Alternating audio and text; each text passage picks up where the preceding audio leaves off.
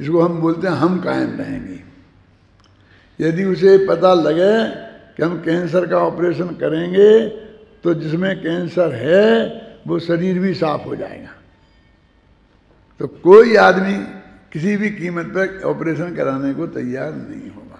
उसे ये भरोसा होना ही चाहिए कि ये निकल जाने वाली चीज़ है और ये रहने वाली चीज़ है, इसके निकलने से इसका कोई संबंध नहीं है। तो इसलिए राग में रंच मात्र भी उपादेयपना नहीं रह जाए, अपनापन नहीं रह जाए। इसलिए उन्होंने अध्यात्म के जोर में उनके प्रदेश भेद की बात करी है, और जो बहुत विवाद का विषय मुमुक्षुओं में बनता रहा है। बात सिर्फ इतनी है कि वो हम अपेक्षा समझ लें कि उनने यहाँ अपेक्षा करें, हम ऐसा ही मान लेंगे तो ये उन्हीं का प्रवचन सार है, उन्हीं की टीका है अमृतचंद की, और इसी में ये बात कही है। तो वस्तु स्वरूप के निकट तो यही है ना, वो तो राग तो उसे आत्मा का ही पर्याय है, और अपनी पर्याय से अपने में अतद भाव लगता है, अभाव नहीं लगता है ना। सोमी गाथा में उत्पाद व्यय बिना नहीं होता, व्यय उत्पाद बिना नहीं होता, और उत्पाद व्यय ध्रुवत्व के बिना नहीं होते। इस प्रकार इनमें वस्तु भेद नहीं है, यह बताया है। फिर 101वीं गाथा में उत्पाद व ध्रुव पर्यायों में होते हैं और पर्याय द्रव्य में होती हैं, अतः वे सभी द्रव्य हैं, द्रव्यांतर नहीं, यह बताया है। और अब इस 102वीं गाथा में यह बताया जा रहा है कि उत्पाद व्यय और द्रव्य एक ही समय में है, इनमें काल भेद नहीं है। क्योंकि भाषा ऐसी आती है ना, पूर्व उत्तर, तो हमको पहले और बाद में वही भ्रम हो जाता है? वो कहते हैं पूर्व पर्याय का व्यय, तो वो कहते वो तो फिर एक समय पहले ही होगा ना, और फिर उत्तर दूसरे समय में वो पर्याय आएगी हैं, तो वो पहले समय में तो उस पर्याय का अस्तित्व है, समझ में आया ना। देखो, जो एक समय का उत्पाद होगा वो अस्तित्व ही है, व्यय होगा वो भी अस्तित्व ही है। तो वो कहते हैं उत्पाद व्यय एक ही समय में दोनों हम घटित होते हुए हमारे दिमाग में आने चाहिए। अब वो कहते पर्याय, तो उत्पाद तो नई पर्याय का है, जो नई, और व्यय जो है वो पूर्व पर्याय का है। वो पूर्व पर्याय की अपेक्षा व्यय है, लेकिन वो व्यय नाम का धर्म इसी समय है जिस समय उत्पाद नाम का धर्म है। ऐसा अपन को उधर भी चक्कर पड़ता है कि 12वें गुणस्थान से 13वें गुणस्थान में केवल ज्ञान होता है। तो एक समय पहले, जितने भी समय पहले शास्त्र में लिखा हो, पहले वीतरागता होती है और फिर बाद में, उसके बाद में केवल ज्ञान होता है, जैसा कि तत्वा सूत्र के अंतिम सूत्र से सिद्ध होता है, मोह क्षयाच ज्ञान दर्शना क्षयाच। अभी 10वें गुणस्थान में राग का अभाव हो जाता है, सूक्ष्म संप्राग गुणस्थान है ना, तो 12वें में गया तो वहाँ तो क्षीण मोह तो हो गया ना। 12वां गुणस्थान का नाम क्षीण मोह है। अब 13वें गुणस्थान में केवल ज्ञान होता है, तो वीतरागता तो 12वें गुणस्थान के अंत समय में हो गई ना। अब चाहे ऐसा कहो कि 12वें गुणस्थान के अंत समय में हो गई और केवल ज्ञान 13वें गुणस्थान के शुरू में हुआ। अब एक ही गुण की पर्याय हों तो फिर हम कहेंगे अज्ञान का नाश और केवल ज्ञान का उत्पाद, मतलब क्षोभसम ज्ञान का नाश और केवल ज्ञान का उत्पाद, वो एक ही समय में घटित होएगा। अब चूंकि ये दो गुण अलग अलग है ना, एक चारित्र गुण में है, तो उसमें आता है अंत में और उपांत में, ऐसा आता है ना ये शब्द के ज्ञानावरणी का नाश होता है अंत में और मोहिनी का नाश होता है उपांत में। तो अंत में और उपांत में वही पहले ही समय उपांत है तो उसके बाद का समय अंत है। एक समय का फर्क पड़ता है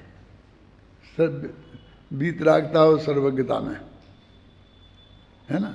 लेकिन वीतरागता होना एक समय पहले अत्यंत आवश्यक है, तब केवल ज्ञान होता है। यदि केवल ज्ञान वीतरागता हुए के बिना मान्य हो जाए तो बहुत अनर्थ हो जाएगा, क्योंकि राग द्वेष तो उनके अंदर रहा और केवल ज्ञान हो गया तो सब जानने में आ गया। अभी तो हम बहुत कुछ राग द्वेष से सिर्फ इसलिए बचे रहते हैं कि हमें पता नहीं है। जो लोग हमारे विरुद्ध परिणति करते हैं, मान लो कोई भी घटना घटी तो सारे देश में रिएक्शन होता है। कुछ लोग उसे नापसंद करते हैं, कुछ लोग उसे पसंद करते हैं, होते हैं ना। तो जो पसंद करते हैं उनसे हमें राग होता है, जो नापसंद करते हैं उनसे हमें द्वेष होता है ना। अब हमें पता ही नहीं चले, हमें उसके पता ही नहीं चले कि किसने विरोध किया और किसने पक्ष में किया, ख्याल में ही ना, पता ही नहीं चले तो हमें राग द्वेष नहीं होता। तो ऐसे तो लोग की इस बात से सिद्ध होता है कि वीतरागी नहीं होंगे और राग द्वेष यदि होगा तो वो केवल ज्ञान होने के बाद अनंत सुख नहीं होगा, अनंत दुख हो जाएगा। क्योंकि उसको अनंत भव के पुराने के माँ बाप, भाई बहन, पत्नी, बाल बच्चे सब दिख जाएंगे केवल ज्ञान में। तो अभी तो ये सामने वाला एक बेटे से राग होता है, एक वो होता है, द्वेष होता है, जिससे भी होता है, लेकिन उसमें तो अनंत दिखें तो अनंत गुणा राग हो जाएगा ना। तो वीतरागता एक समय पहले और केवल ज्ञान एक समय बाद में होता है। हाँ, तो मतलब वो पूरा 12वां गुणस्थान है वो वीतरागता का है। 12वां क्या 11वां भी है ना। वो तो बाद में 11वां गुणस्थान भी, वो ये दोनों पूरे वीतरागता के हैं। तो उसको ही हम उपांत कहेंगे, क्योंकि उसके पहले फिर उसके बाद में जो केवल ज्ञान हो रहा है और ये वीतरागता हुई है, तो इन दोनों के बीच में कोई समय नहीं है। क्या समझ गए ना। इसलिए हम उसे उपांत कह देते हैं। क्या वो चाहे एक समय का भी हो सकता है, अंतर्मूर्त का भी हो सकता है।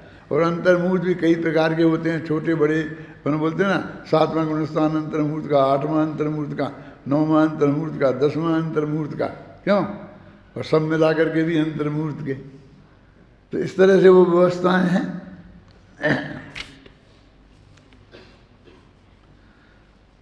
अभी अपन 102 गाथा पढ़ा है ना, पढ़ो।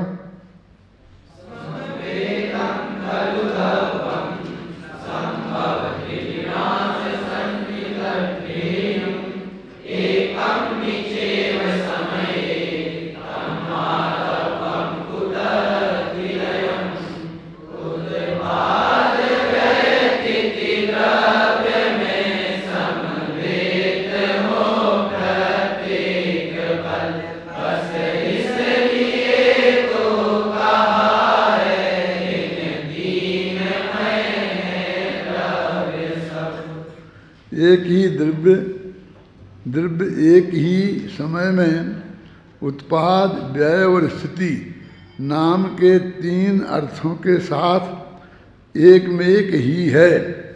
इसलिए ये तीनों द्रव्य ही हैं। माने उत्पाद भी द्रव्य, व्यय भी द्रव्य और द्रव्य भी द्रव्य, और तीनों का एक समय में होना अनिवार्य है। तो तीनों द्रव्य ऐसा भी कह सकते हैं। और तीनों को द्रव्य कहें तो कहते हैं वो द्रव्य का अंश भी द्रव्य है। जैसा वो प्रश्न किया, द्रव्य समुद्र है, असमुद्र है, हैं? वो प्रश्न किया ना क्या में राज, उसमें श्लोक वार्तिक में प्रमाण होने, प्रमाण नए जो है वो प्रमाण का अंश है, क्या है, नहीं प्रमाण के, प्रमाण है कि अप्रमाण है। तो वो कहते ना प्रमाण है ना अप्रमाण है, प्रमाण का एक देश है।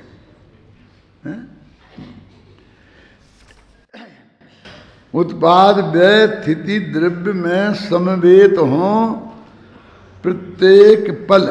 अब ये फिर लगाएंगे तो इस पल में तो बहुत समय होते हैं, वो पल नहीं लेना, प्रत्येक समय ले। समय के अर्थ में ये पल है ये पल का अर्थ एक समय ही लेना। बस इसलिए तो कहा है इन तीनमय हैं द्रव्य सब। वस्तु का जो गुरुदेव इसके लिए क्रमबद्ध पर्याय के लिए बहुत कहते थे।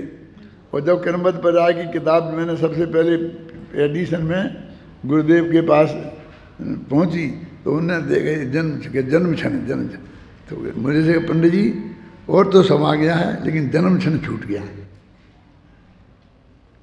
ये कहा बड़ौदा में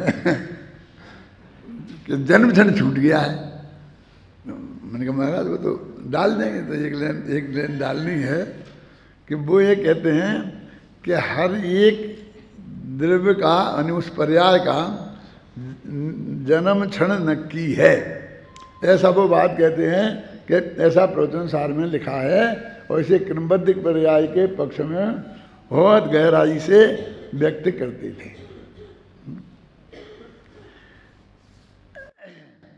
यहाँ वो कल था ना, तुम लोग गए थे, चंद्रशेखर जी का व्याख्यान माला थी, तो वहाँ बड़े बड़े विद्वान आए थे, तो अपने विद्यार्थियों की चर्चा हुई ना, शांति जी ने सुना, आपको सुनाया क्या नहीं सुनाया?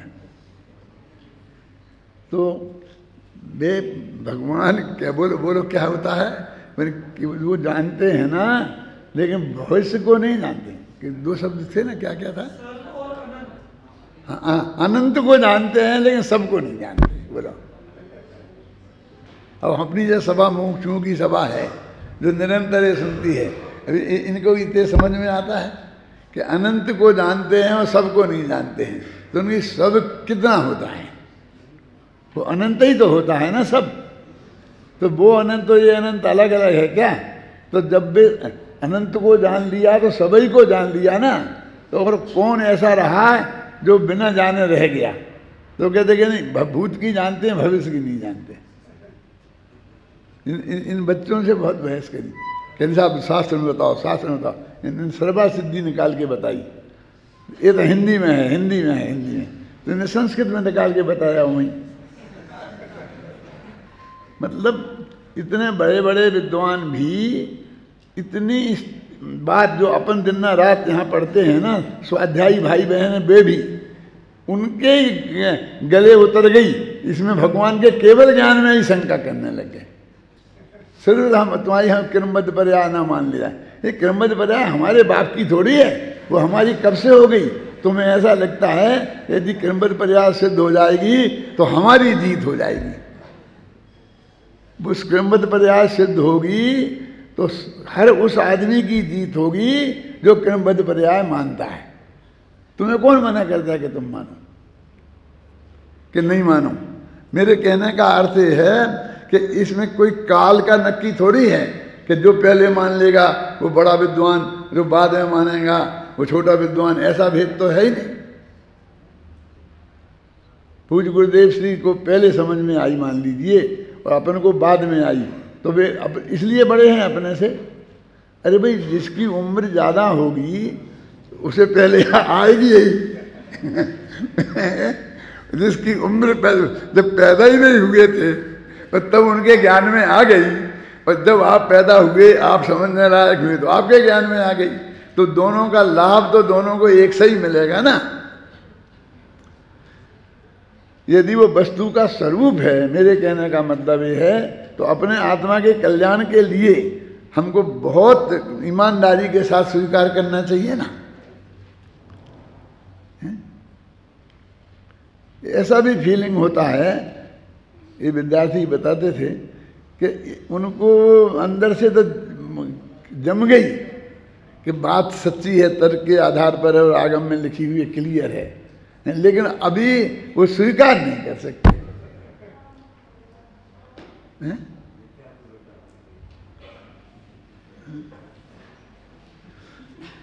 ये बिल्कुल सच्ची बात है कि मेरे पिताजी भी उन्होंने अपने बुढ़ापे में अंतिम समय में काफ़ी अच्छा अभ्यास किया था, लेकिन शुरू से तो नहीं समझते थे ज़्यादा। तो हम अशोकनगर में थे और रोज ही ना झगड़ा होता था, रोज ही ना झगड़ा होता था। और हमारे गुरुजी वहाँ से आए थे मुरैना से, तो वे अपने विरोध में ही बोलते थे, समझे ना। तो हमारे पिताजी सुनते थे और हमसे झगड़ा होता था उनका। मतलब विनय मर्यादा हमने कभी भंग नहीं की, लेकिन सहमति तो नहीं होती थी ना इन्हीं विषयों पर।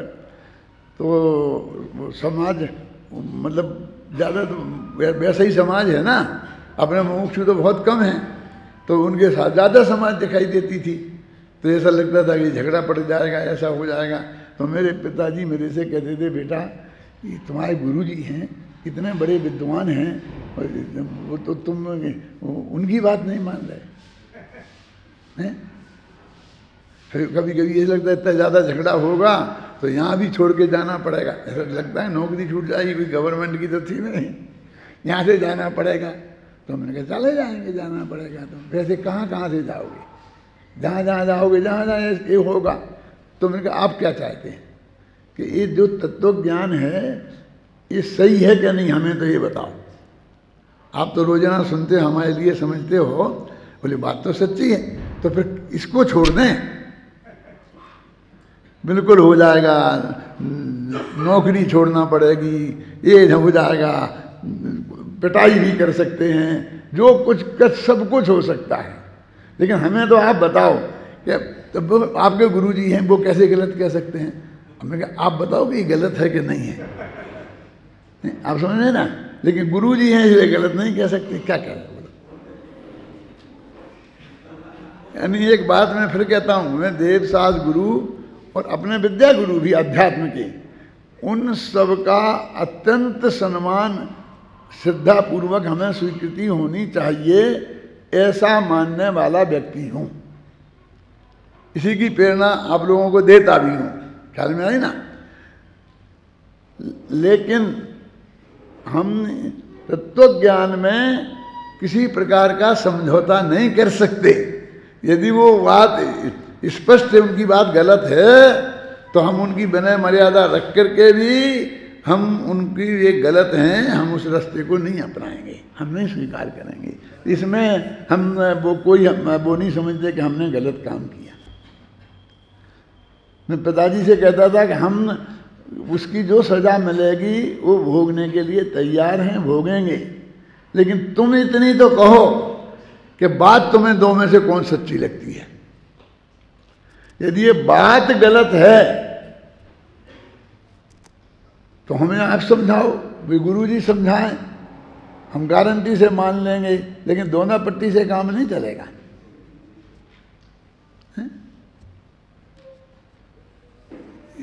इसकी दृढ़ता होना बहुत जरूरी है, क्योंकि समाज का बहुमत आज भी उसी प्रकार का है।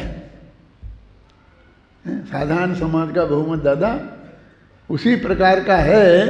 आप यहाँ वज्र के किले में बैठे हैं, है ना, इसलिए आपको यहाँ कुछ भी नहीं होता, खूब गोष्ठियाँ करते हैं और सब अच्छा जम के बोलते हैं, समझ के सब बात है ना। लेकिन बाहर जा कर के ऐसा नहीं होगा आपको, वो मैदान होगा, समझ में आई ना। और उस मैदान में आपको वस्तु के स्वरूप को से समझौता भी नहीं करना, और हम किसी से लड़ना भी नहीं है, अपने को सुरक्षित भी रखना है, क्यों, और तत्व का प्रचार भी करना है। अब ये इसके लिए हमको पूरी तरह से तैयार रहना चाहिए। और इन सब में से कुछ छोड़ना पड़े तो, अब समझ गए ना, कुछ माने जो नुकसान, जिसे अपन बोलते हैं समाज छोड़ना पड़े, घर वालों को छोड़ना पड़े, गुरु जी को छोड़ना पड़े, माँ बाप को छोड़ना पड़े, तो सब छोड़ देना। लेकिन यदि तुमको सही लगता है तो ये किसी कीमत पर छोड़ने लायक चीज नहीं है। नहीं तो क्या मतलब है हमारे पढ़ने का, और ये जुर्माने का क्या मतलब है? 5 साल तुम लोगों ने पढ़ा, यहाँ गहराई से पढ़ा, तो कोई किसी ने दबाव किया? तुम दबाव से पढ़े हो? किसी को के पास जाने से रोका है कि तुमको समझते, वो तुम्हें समझा सकते हैं तो उनके पास जाओ, समझो, बहुत विनयपूर्वक समझो। मेरे कहने का मतलब कहीं कोई रोक टोक नहीं है। और तुमने यदि बिल्कुल अपने स्वतंत्रता पूर्वक ये निर्णय किया है तो फिर ये दूसरों का नहीं है, फिर आप किसी के पक्ष में नहीं हैं, हैं? आप अपने पक्ष में हैं। तो ऐसा भी कभी हो सकता है कि हम अपने ही विपक्ष में हो जाएं दूसरे के पक्ष में होने के लिए, हैं? वस्तु के स्वरूप के विपक्ष में हो जाएं, ये कैसे संभव है? ये बिल्कुल संभव नहीं है। और हमको ऐसा दिखाई देता है कि ये सामने वाले को सब स्पष्ट नजर आ रहा है, फिर भी ना मालूम क्या कारण है कि जिस कारण से वाणी में स्वीकृति नहीं आ रही है, हैं?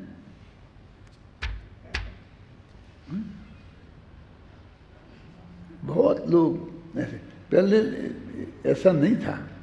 हमारे सामने देखते देखते अनेक लोग इस मामले में इतने गंभीर थे।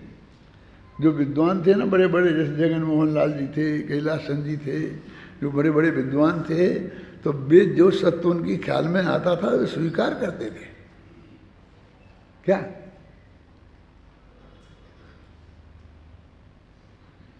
इससे बड़ा प्रमाण मैं और क्या दे सकता हूँ कि मैंने 200 लोगों के पास क्रमबद्ध पर्याय की किताब भेजी थी, एक दफ़े नहीं 4 दफ़े। उसमें आपने देखा होगा पहले एक 16 पेज की थी, तो वो भेजी, फिर उससे मांगा कि आप ये बताइए इसमें कोई सुधार की अपेक्षा हो तो हम सुधार सकते हैं। फिर दोबारा लिखी तो 25 पेज की हो गई थी, फिर वो भेजी। फिर दोबारा मिली तो 65 पेज की हो गई थी, फिर वो भेजी। फिर वे सारे प्रश्न आए, उनके उत्तर लिखे, तो कितने 125-150 पेज जो भी हैं वो उतनी हो गई। इतने बार भेजा और उसमें कम से कम 50 विद्वानों की सम्मतियां लिखी हैं ना, वो सारे विद्वान लगभग ऐसे हैं कि जो उस वक्त गुरुदेव श्री के विरोध में जो खड़े होते थे उनके साथ खड़े होते थे। कैलाश जी आपने देखा होगा, हमने नहीं देखा, यहाँ खानिया तत्व चर्चा हुई थी तो उसमें वो उस तरफ खड़े थे। क्या फूलचंद जी इधर थे और उधर पंडित पन्नालाल जी, साहित्याचार्य और बड़े बड़े और विद्वान उस पक्ष में थे, शांति जी। लेकिन उन सब ने सम्मतियां भेजी और ये क्या कि ये बात सत्य है। अब वो क्षमता आज नहीं है क्या? अब भले ही फिर बाद में कोई इस सोनगढ़ वालों के ग्रुप के साथ हो गए हों कि सोनगढ़ वालों ने स्वीकार कर लिया हो, ऐसा नहीं है। तत्व में ये नहीं होता है।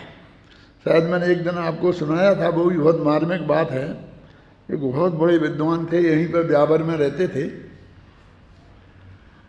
पंडित हीरालाल जी शास्त्री, जिन्होंने फूलचंद जी के साथ जय धवला पर धवल पे काम किया है। मैंने सिद्धांत शास्त्री और जो काम फूलचंद जी ने किया है, डॉक्टर हीरालाल जी ने किया है, और हीरालाल जी के साथ में ये उपाध्याय, इन लोगों ने जो काम किए हैं ना, उनके साथ के विद्वान थे। वे वहाँ आए थे जब दादर के मंदिर का पंचकल्याणक था और पूज्य गुरुदेव श्री की 75वीं जन्म जयंती थी, तो सारे विद्वान इकट्ठे हुए थे और जो लाल बहादुर शास्त्री ने उन्हें अभिनंदन ग्रंथ भेंट किया था। तब की बात है। तो संस्कृत में बहुत बढ़िया कविता लिखी थी उनने, संस्कृत के विद्वान थे बहुत अच्छे। लेकिन उस वक्त फूलचंद जी और मैं गुरुदेव के कॉन्फिडेंस में थे, तो वो ये समझते थे कि एक कविता हम इन्हें दिखा लें और इन्हें पसंद आ जाए तो ये गुरुदेव तक हमारी पहुंच आसानी से जल्दी हो जाएगी। तो उनने वो कविता मुझे दिखाई। तो उस कविता में गुरुदेव को तीर्थंकर लिखा था। तो मैंने अत्यंत विनय पूर्वक पंडित जी से कहा, मैंने किसी विद्वान के मर्यादा को भंग कभी नहीं किया, कि पंडित जी अपने लोग तो आलोचना करते हैं कि ये लोग ने तीर्थंकर तीर्थंकर कहते हैं, और आपने ही लिख दिया इसमें, हैं? इससे क्या फायदा? नहीं नहीं ठीक है, लिख देगा, ऐसा ऐसा उन्होंने बहुत बड़ा काम किया है ऐसे। मैंने कहा नहीं, तो और बढ़िया से बढ़िया शब्द हो सकते हैं जिससे उनकी बहुत प्रशंसा हो। जो उनने किया है, जो आपको अंदर से है, तो वो ऐसा हो सकता है। तो बोले तो आप ठीक कर दो। नहीं, मैं क्या बात करता हूँ, मैं नहीं कर सकता, मैं संस्कृत मेरी इतनी अच्छी नहीं है और मैं संस्कृत का कवि भी नहीं हूँ, मैंने कुछ लिखा भी नहीं है संस्कृत में, खासकर न गद्य में न पद्य में मेरा लिखा हुआ कुछ है ही नहीं, आते तुमने देखा है। फिर भी वो पीछे पड़े तो मैंने वो तीर्थंकर शब्द हटा के और बहुत अच्छा कोई शब्द सेट कर दिया जो कविता किसी कीमत कम होती ऐसा नहीं था। और उन्होंने कहा ठीक है। लेकिन जब वे बोलने खड़े हुए तो उनने वो तीर्थंकर शब्द ही बोला, मेरे से जो करेक्शन करवाया था वो नहीं बोला।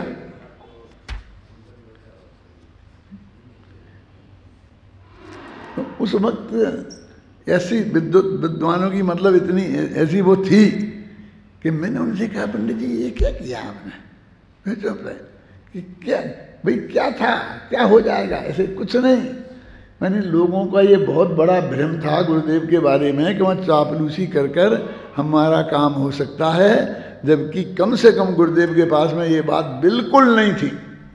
यदि आप सच्ची रुचि वाले हैं और तत्व की पकड़ आपकी सच्ची है तो गारंटी से आपको सबसे अधिक लाभ मिलेगा, प्रेम मिलेगा, वात्सल्य मिलेगा, और इसमें आपने काम किया है तो कोई कमी नहीं आएगी, उससे और कोई अपेक्षा उन्हें नहीं थी। और यदि उनको ये पता चल गया कि आप किस तत्व की पकड़ नहीं है तो 100 सिर के हो जाना उनकी दृष्टि में नहीं चल सकते। ये कोई आदमी मानने को तैयार नहीं था। गुरुदेव ने भी सुना ना कि तीर्थंकर कह रहे, लेकिन वे कुछ खुश नहीं हुए उससे, समझे ना। वे उनको तीर्थंकर कह रहे थे तो गुरुदेव बहुत खुश हुए होंगे, ऐसा नहीं है क्या? मेरे कहने का मतलब है कि वस्तु के स्वरूप में कोई समझौता नहीं करना।